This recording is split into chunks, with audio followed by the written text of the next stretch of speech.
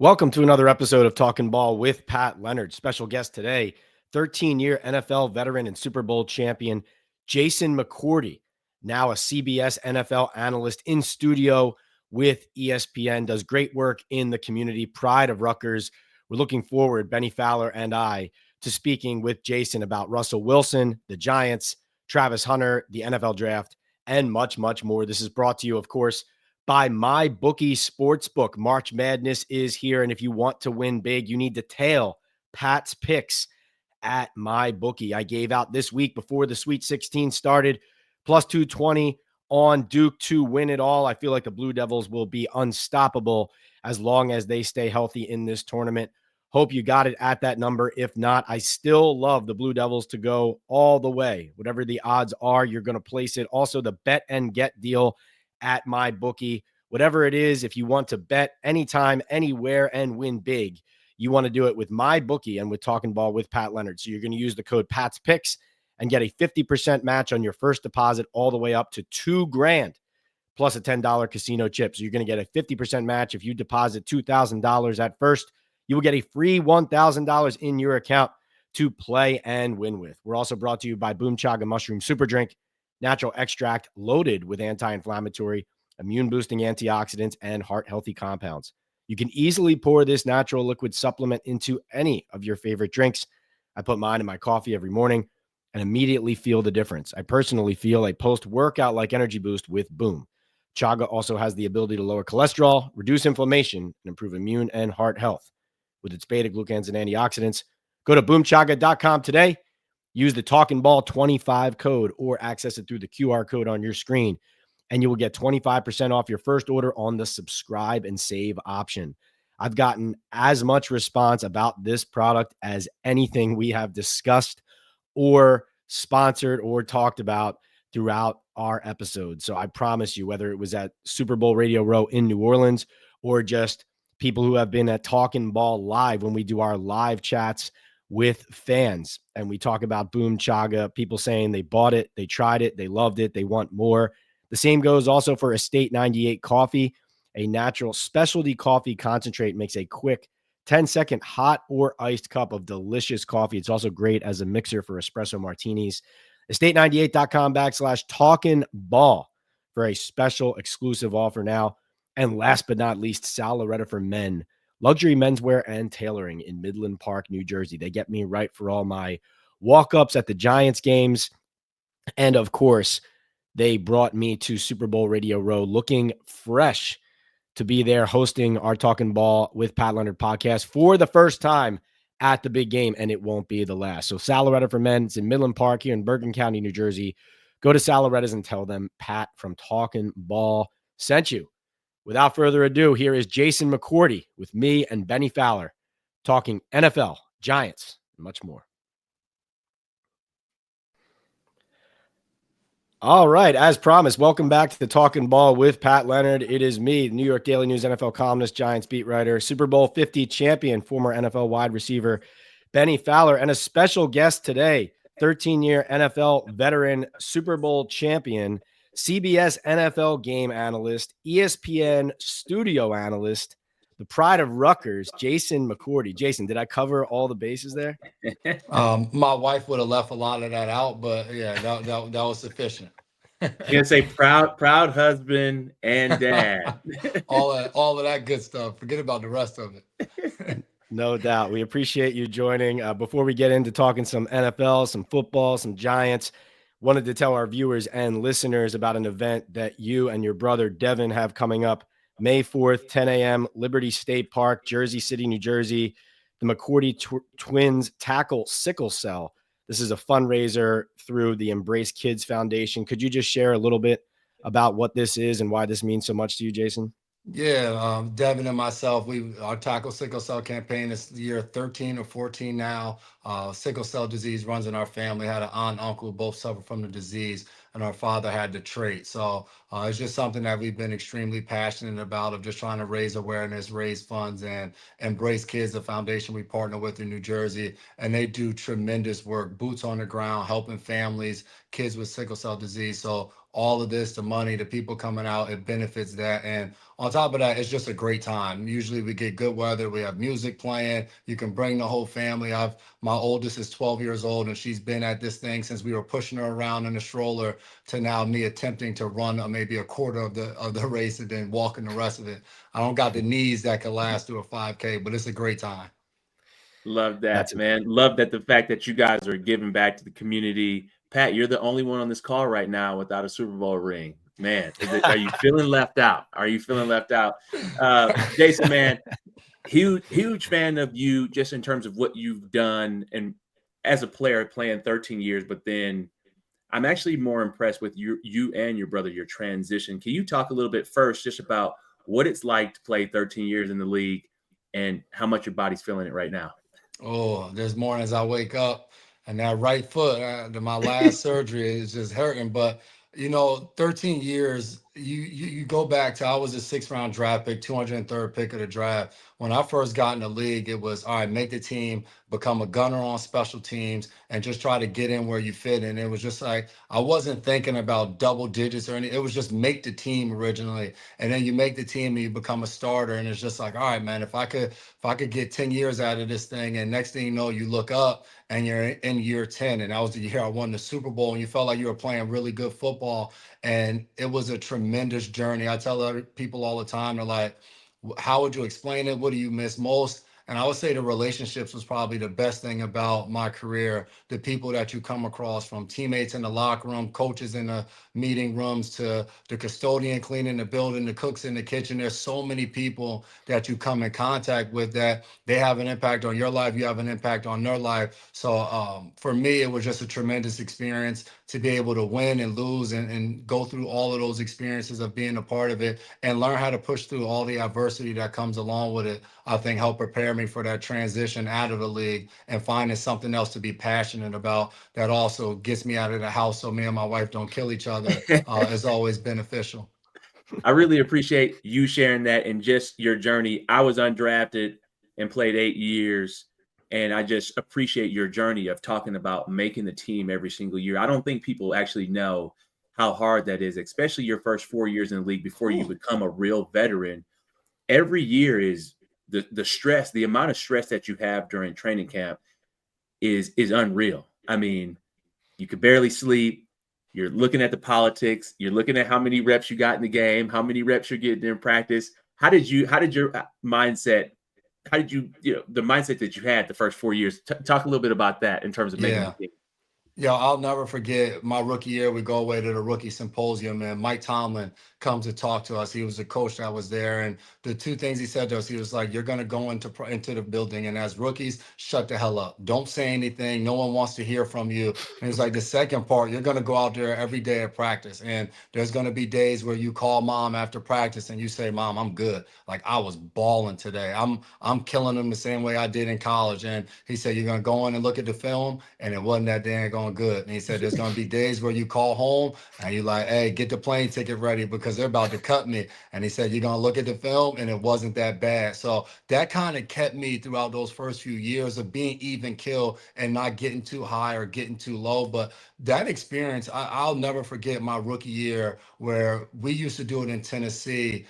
Jeff Fisher was the head coach when I was first there. So, that weekend where you cut down the players, a lot of guys, you're just in the hotel room and they call you. So when I first got in the league, we did it where throughout the course of those 2 days, we were always in the building when the cuts were happening. So Ooh. I can remember me and Kenny Britt, who went to Rutgers as well. He was the 1st-round draft pick of the Titans that year. Me and him, while he's hiding, he's just being a good friend. We're hiding out in the players' lounge, hoping that they don't come and tell me that I need to go talk to the head coach. Kenny was good; he wasn't going anywhere. But I can remember that feeling. We would go through all the cuts. And then we would go on our indoor facility and we would do like a stretch out and just like a functional warm up. And I remember throughout all of training camp every day in the cornerbacks, there was 8 of us in that line. You would look over in the receivers, there's probably 12 receivers in that line. And you can go through every position of all the bodies that was there that make up a 90-man roster. That first day you go out there and you get in those stretch lines, and now it's 53 guys, and the same guys you've been riding to the facility with in the morning,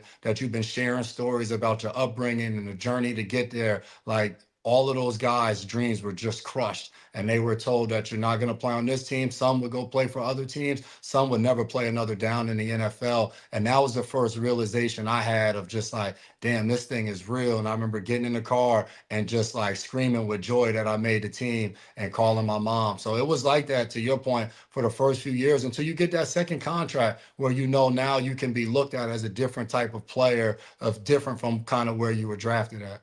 Absolutely. Absolutely. Man, that story says a lot about Kenny Britt too. Yeah, that's my guy. Yeah, like being there in the bunker with you, like that's awesome. So Jason, as Benny said, we love the work that you do analyzing the game. And here in New York, there's a major topic that we need to ask you about. We need to cover. Speaking of how a player in a locker room will respond to each other and what kind of impact they will have, Russell Wilson ends up signing with the Giants at quarterback on top of Jameis Winston already inking seemingly now to be the backup QB. I want to get just your simple take on, if you're Brian Daboll and Joe Schoen, or you're a Giants fan looking at this, do you trust Russell Wilson to be good enough to save jobs? Do you think that he can still play at the level? Do you like this signing for New York where they are? I do like the signing. I think when you look at the signing, you have to look at it with perspective. And you guys following the Giants, fans of the Giants, can understand it. Some people just look at the Giants and are just like, well, this is a terrible team, and you just throw it away. And Russ isn't a savior. He's not going to do it. For what they had last year, you think about it, when they decided to move on from Daniel Jones and knew that they weren't going to continue to pay him and they sat him, in that span, you had Tommy DeVito start a game, you had Drew Lock, and you had Tim Boyle all out there on the field trying to operate Brian Daboll's offense. You now bring in Russell Wilson and Jameis Winston into that quarterback room.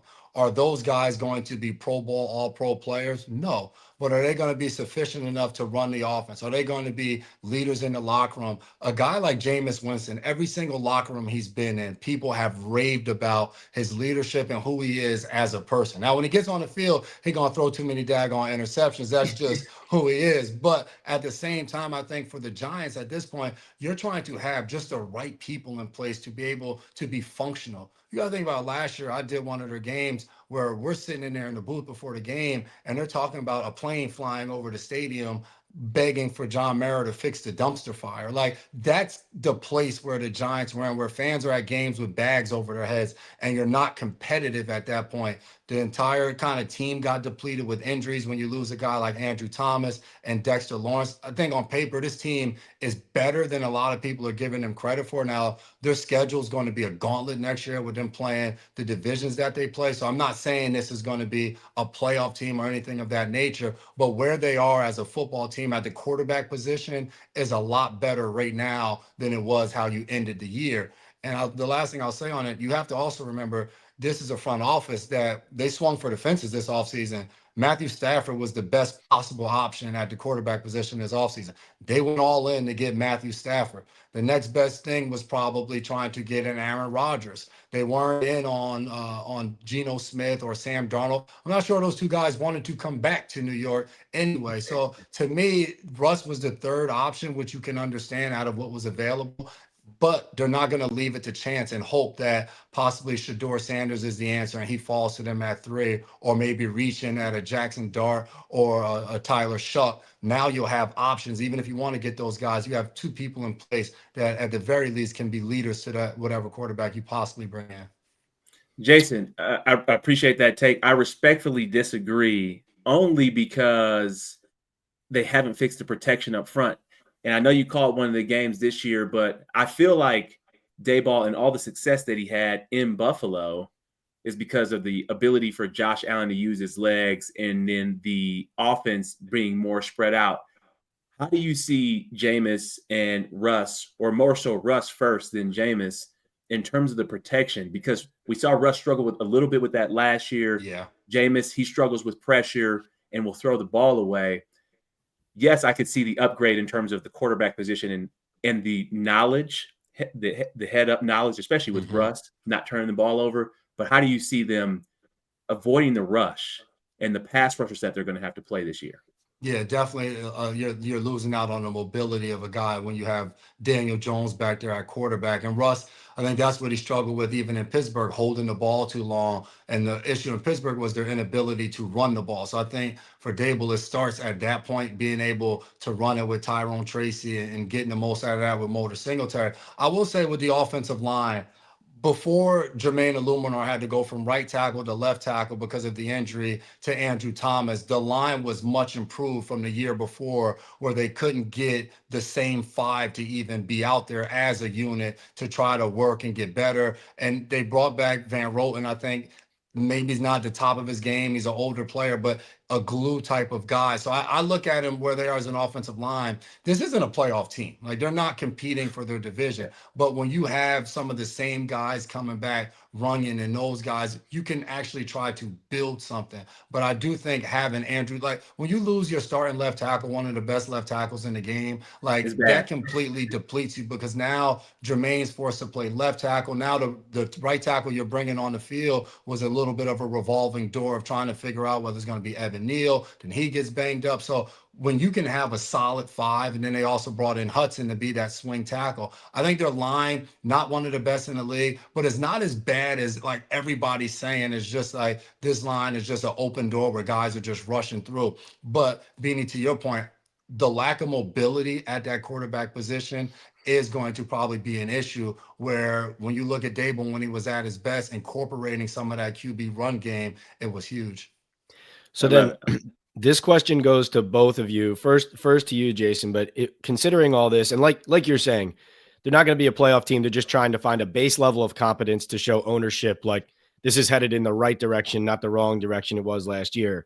With all of this in mind, but also the fact that even though they've added 2 vets, they Yeah. still don't have a quarterback of the future. Do you still draft a quarterback at 3 if you're the Giants? Because on the one hand, you want to, especially if you're Brian Dable, you want a developmental guy in the building. But signing Russ in addition to Winston, like if you had just signed Jameis, I'd say they're drafting a rookie. Jameis will hold the place until the kid's ready. The kid starts. Jameis is okay to back up. He's only $4 million a year. Signing Russ and Jameis, though, seems to make it unusually or less likely that the 3rd overall pick, if he was a QB, would get to the field.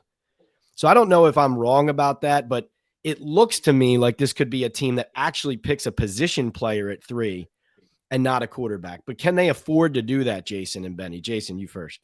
Well, that's the great thing I think about the Russ pickup, is now you have the optionality to choose and look at the board objectively of who the best matches. To me, this is such a fascinating question, because when you hear John Mara say, like, my patience is running thin, like this is a team that I need to see wins from, or moving in the right direction from Brian Dable and Joe Shane, it's kind of twofold. Because if I'm Joe Shane and I'm looking at the board and I feel like a guy like Travis Hunter is there at number 3, and he's a guy that can completely change our organization, can possibly be a gold jacket type of player, you want to get him. But if you're John Mara as ownership, you may be looking and you may be talking to people around the league in different circles. And if the talk is that Shedeur Sanders could be a quarterback for the next 10 to 15 years, I'm telling management, get me a quarterback here for the future, because I don't care if we have Russ, if we have Jameis, if you bring back Eli Manning or whoever, if they're going to be quarterbacks that are going to be old and only play here for a year, I still want answers for the next 5 to 6 years to know that we're set up in the right position. Because what they've gone through since Eli Manning has left, you cannot go out there and operate without a quarterback. So for me, at the number 3 pick, when you evaluate Shedeur Sanders, he's going to have his pro day coming up. They're probably going to do a private workout. If the Giants leave out of there and they feel as though Shedeur Sanders is a franchise quarterback and he's somebody that can lead them for the future, to me, I don't care where it is, you draft him, even with that 3rd pick. Even if Travis Hunter's there, because if Travis Hunter's there, you still take Shedeur?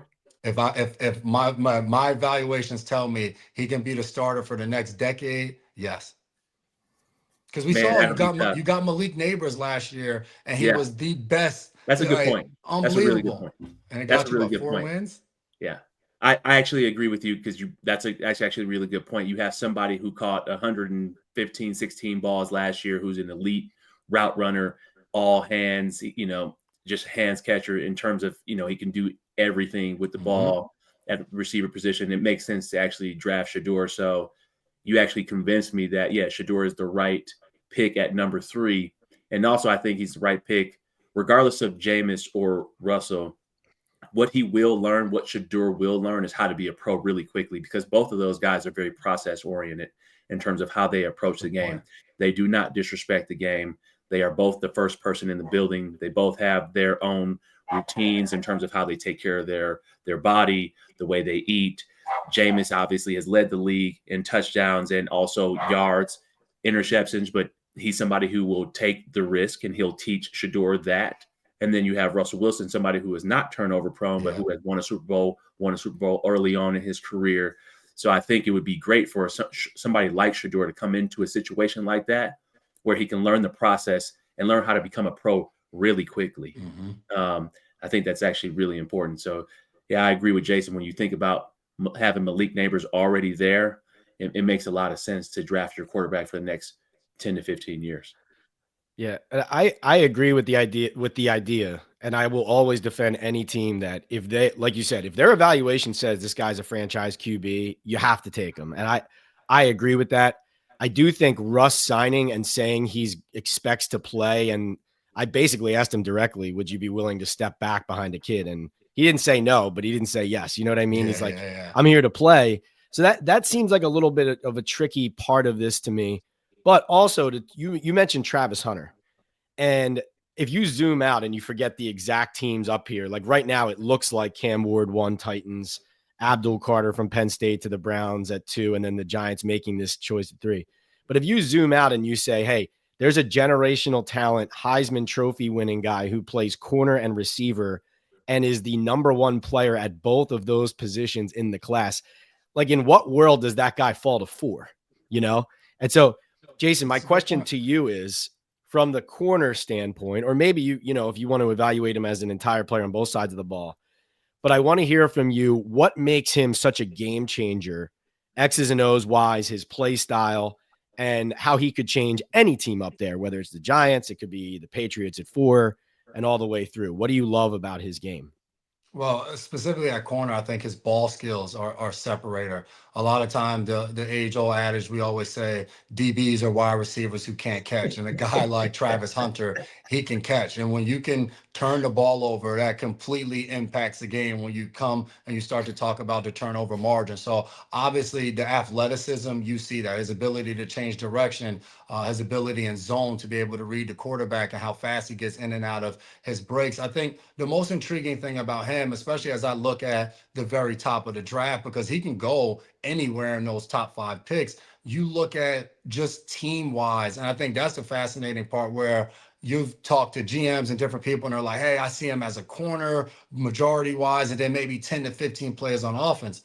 But if I'm the Giants, and if Deonte Banks starts to play better, if Paulson Adebo's playing well, you found your slot in Drew Phillips. All right, we have Malik Nabers on one side. Hell, I may just say you're going to be a full-time receiver. If he goes to the New England Patriots, 100%, I'm playing him at receiver, because you're paying Carlton Davis to come over there from the Lions, and then you have Christian Gonzalez at the other corner. So I look at him. The most intriguing part is that you have a guy that can play 2 positions that you can kind of just plug on any side, whichever one is more of a need, and then go from there. So, Pat, to your point, I think for the Giants, Travis Hunter's there. In your evaluations, if you look at Shedeur and you don't think he's that far away from Jackson Dart or Tyler Shuck in there, or Quinn Ewers, whoever you want to throw into that, you could draft Travis Hunter at the 3rd pick, try to trade back up to the end of the 1st round, or use your 2nd round pick on a quarterback if you still believe they're there. Jason, I have a question for you now, just because you've played 13 years and now you're on the media side of things, and the draft is obviously coming up. You played 13 years, you've won a Super Bowl, you've played on some good teams, you played on some not so good teams. Can you talk about more of the cultures that you've been a part of, from Tennessee to Cleveland to New England? Can you talk about what separated the Tennessee culture and obviously the New England culture? You have the Patriots way. I know they don't like saying that, but you have that type of culture. Can you speak to that and what you learned over the 13 years in terms of the teams and cultures that you played in? Yeah, I always give a good example of So I played those 8 years in Tennessee, and we were 2-14, we were 3-13, never won double-digit games.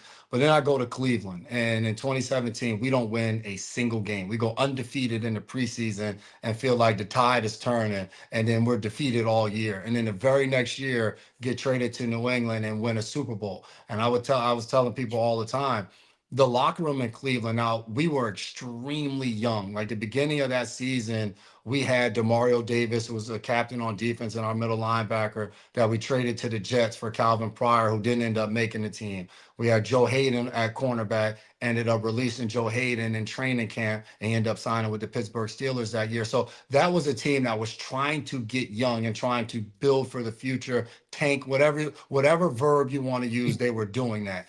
And you look at that locker room, it was young guys that were hungry. Like as a veteran on that team, if I told a guy like, man, you got to stay after practice for 2 hours and catch on the jug machine, there were guys that were doing that. They were hard workers.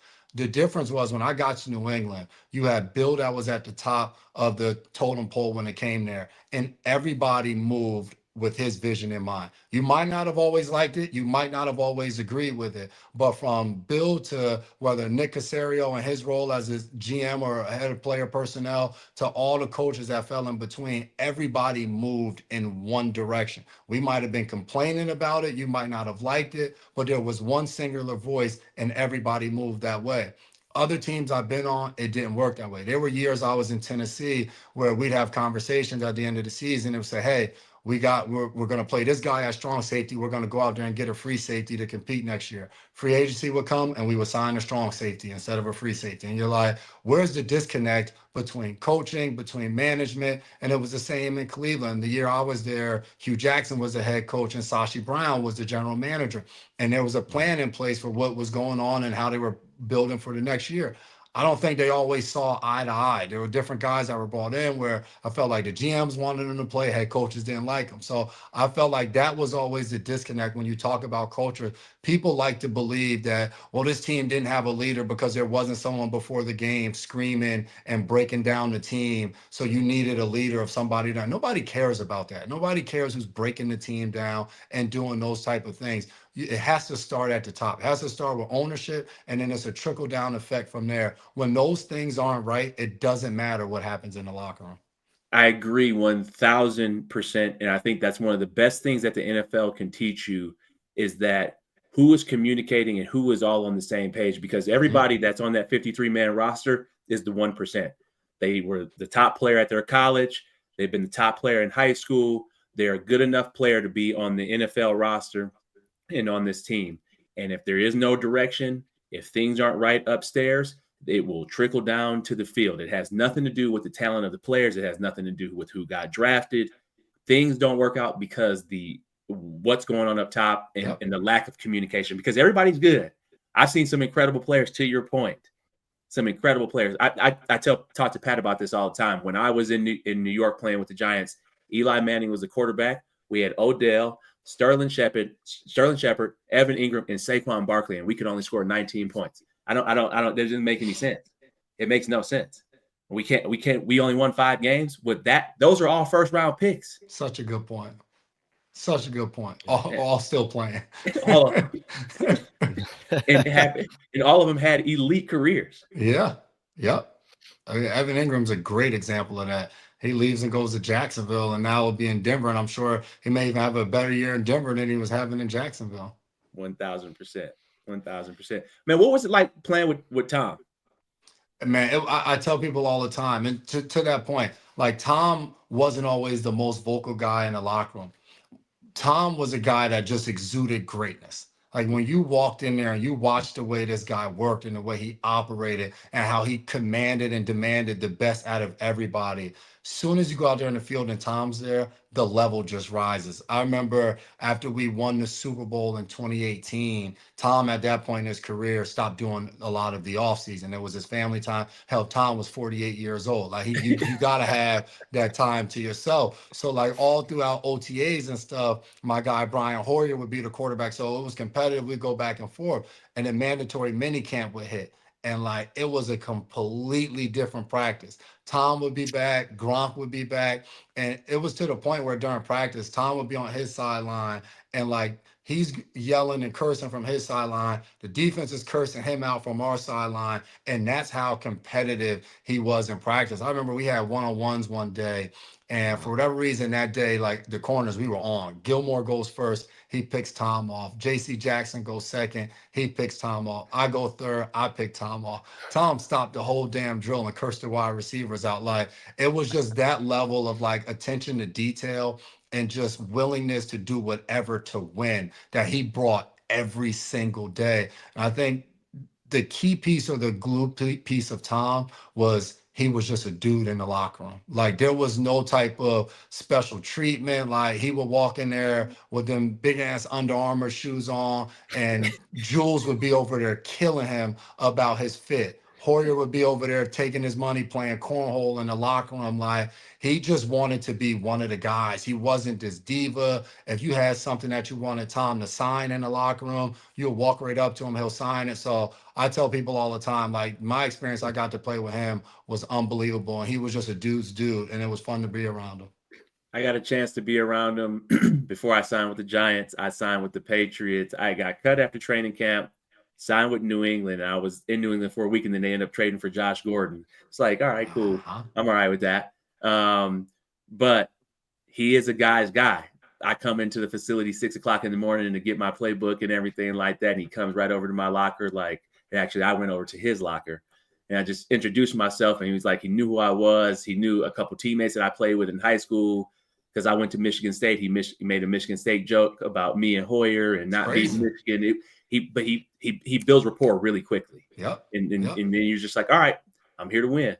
When my brother first got there, he got drafted there, Tom walked up to him and said, hey, Dev, how you doing? Welcome to the team. I'm Tom Brady. he would introduce himself to people like, no shit, you're Tom Brady. Like, we know that. But the best story, my son, like, as he met Tom when he was really little and didn't really understand it. And then as he started to get into football, like, Tom Brady could do no wrong. So like Tom's Tampa days, we played them when I was in Miami and they beat the brakes off of us in Tampa. Like, I get back from the game and my son is cheering, like with his Tampa Bay jersey on, like fired up for the game. But when he started playing, we would go outside and we would play catch and he's running double moves and different stuff. So one day he barely has teeth in his mouth at this age. And he goes, we were out there running around, we're recording. He's like, Dad, can you send that to Tom? I'm like, buddy, like, he's a little busy. Like, I'm like, you know what? So I send it to Tom. He responds and it's just like, man, tell him that's awesome. One day I hope to throw passes to him. Yo, the smile on my son's face when he saw that text message was, and like the fact that he took the time to, like, that's just who he is. 1,000%. Man, great stories. We know your time is valuable, Jason. Want to get you out of here on just kind of a league-wide, broader question about the current day NFL. You calling games for CBS, being in these stadiums, being in these pre-show meetings, and then now obviously monitoring the landscape. It's kind of a two-pronged question. First is, what player performance last year, or it could be like a person that you got to know behind the scenes, impressed you the most last season? Like working for CBS, being in those. And then the second one is, which team do you like? Which team build that you see this offseason do you like the most? Yeah. I would say player, and I'll go from calling the game. I'll give you two players. And for Giants fans, I'm sorry, but I had the Ravens-Giants game here at MetLife Stadium. And it was the first time like I got a chance to talk to Lamar Jackson and the production meetings and all of that. And this was coming off the loss where his mom was saying he needed to run more and all of that.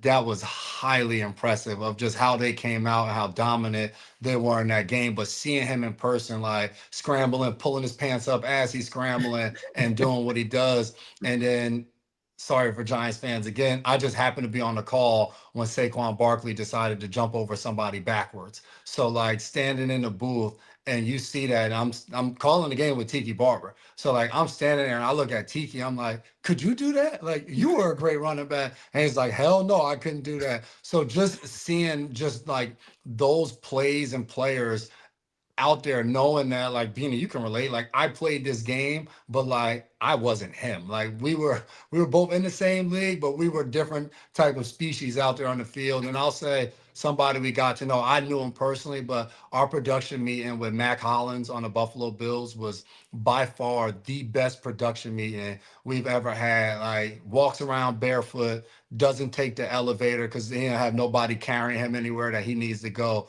Just personality through the roof. So he was fascinating to sit down and talk to. And I would say off-season builds. I'll give it two-part. I'll say the Chicago Bears. They're a team that I've enjoyed the moves they've made, shoring up the offensive line and defensive line, getting a Super Bowl champ like Joe Tooney, who's played for with Tom Brady, then went to Patrick Mahomes, getting somebody like that in the locker room. And then it was fun being around the Washington Commanders last year. Dan Quinn was a guy that got hired that not a lot of people were like fired up or excited about. And Right. getting a chance to sit down and talk to him and hear him talk about the importance of developing players and developing coaches as you're trying to win. You don't typically hear that in the league, of the importance of, we bring a guy in, we bring Bennie Fowler in, and he tells us the things that he wants to improve on. Are we going back and checking on those things to see if he's actually improving on those things? Are we giving him drills to talk about to improve on those things? So just the attention to detail when it came to that, I was fascinated by with Dan DQ and the staff there in Washington. Jason, last question for me, man. Everything that you've learned over your 13-year NFL career, what lessons are you going to instill into your kids? Man, oh, that's a great question. The first one I would say is how I started off with, was the relationships. It's not how you play, it's not what you do for work, but it's more about how you make people feel. And that goes such a long way. I have three kids, 12, 9, and 8. And I heard Nipsey Hussle talk about three things, and I tell my kids it all the time. A lot of times when we're driving to school in the morning, confidence is one of the most important things you got to have. And I asked them the definition of confidence, and they're going to say, believe in yourself. Integrity. They're going to look at you and they're going to say, doing the right thing when nobody's looking. And then leadership, thinking for myself. So those are the things that kind of I learned from my mom growing up, that I was able to, I'll say, continue to perfect or work on throughout my 13 years in the league. And those are three things that I talk to my kids about all the time, even to the little one. She's been hearing it for a few years now, but she would always be the one that would stumble. And now she can tell you all three of those things back to back. So trying to just let them know it's okay to be who you are, I think, is the most important thing. Awesome, man. Appreciate you. Man, Yes, sir. great Good to talk to you answer. guys. Yeah, great answer. Great combo. 13-year NFL vet, Super Bowl champion, now with CBS. You can find him on ESPN as well. And remember, May 4th, 10 a.m., Liberty State Park, Jersey City, New Jersey. The McCourty twins tackle sickle cell fundraiser there, the 5K, through the Embrace Kids Foundation. Jason McCourty, thank you so much for being here, man. Anytime. Appreciate you, fellas. Appreciate you. How great was Jason McCourty there with me and Bennie Fowler? That was a great conversation, especially, honestly, when the two Super Bowl champions got going, batting back and forth, telling stories about the game, about the league, about the teams they've been on, the locker rooms they've been in. We covered Tom Brady, Saquon Barkley got mentioned in there. It was really interesting hearing Jason talk about how impressed he was meeting and watching Lamar Jackson in person during those pre-shows with CBS leading up to the Ravens-Giants game. And also, of course, extremely valuable to hear somebody who is so tied in at the national level with ESPN and CBS talking about, analyzing, and shaping really how people are thinking about these teams and about the league. So intelligent, so mindful, so informed. But Jason really bringing some interesting insight and going over the different ups and downs and pros and cons and the fit that he sees for Russell Wilson, for the Giants. The conversation about the number 3 pick really is a fascinating one. So thank you for joining us here. Obviously, we are brought to you here by MyBookie Sportsbook, Boom Chaga Mushroom Super Drink, Salaretta for Men in Midland Park, New Jersey, and Estate 98 Coffee. MyBookie, hopefully you're placing and winning those wagers and tailing Pat's picks at MyBookie. I placed it already. The Duke plus 220 to win it all, to win March Madness. I hope you got it in before they won in the Sweet 16 here. The Blue Devils are rolling. They're not going to be beaten as long as they stay healthy. Go get whatever odds are available now before they continue to drop as they advance. So that's my Pat's pick for right now. But you're going to use that promo code Pat's Picks at MyBookie, and you're going to get a 50% match on your first deposit all the way up to $2,000. So that's up to a free $1,000 in your account to play at MyBookie. Even an opportunity with some of these regional games and Sweet 16 games into New Jersey, where you cannot necessarily place a bet on certain college teams playing in the state. You can go offshore to MyBookie and win there. So you're going to want to use, whether it's Bitcoin, whether you're depositing with your Visa credit card, go and get in on the action today at MyBookie Sportsbook. Win big and bet anytime, anywhere with MyBookie, as well as Boom Chaga Mushroom Super Drink, natural extract loaded with anti-inflammatory, immune-boosting antioxidants and heart-healthy compounds. You can easily pour this natural liquid supplement into any of your favorite drinks. I put mine in my coffee every morning, here with my Salaretta mug, actually, and immediately feel the difference. I personally feel a post-workout-like energy boost with Boom right here over my shoulder. Chaga also has the ability to lower cholesterol, reduce inflammation, and improve immune and heart health with its beta-glucans and antioxidants. It's boomchaga.com to start feeling the difference today. Use that code TalkinBall25 or use the QR code on your screen. Estate98.com/TalkinBall also is a website that you should bookmark. That is where you can find the all-natural specialty coffee concentrate. It only takes 10 seconds to make a quick hot or iced cup of delicious Estate 98 coffee. It's also great as a mixer for espresso martinis, a popular drink that you should use Estate 98 to make. And last but not least, Salaretta for Men in Midland Park, New Jersey. Luxury menswear and tailoring. If you want to look great for those arrivals at the Giants game, for a business meeting, for a wedding, whatever it is, whether it's formal, whether it's semi-formal, whether it's just trying to look fresh, Salaretta for Men has it all. Luxury menswear and tailoring in Bergen County here in New Jersey, Midland Park. Go see them today. Join us on the next Talkin Ball with Pat Leonard guest podcast, and look for the next Talkin Ball live with Pat Leonard. We are headed to the owners' meetings on the heels of this interview with Jason McCourty and Bennie Fowler. Hope to bring you the latest Giants and NFL news and insight right here on the YouTube channel, PL on NFL, and on the Believe Network here on Talkin Ball with Pat Leonard. See you next time.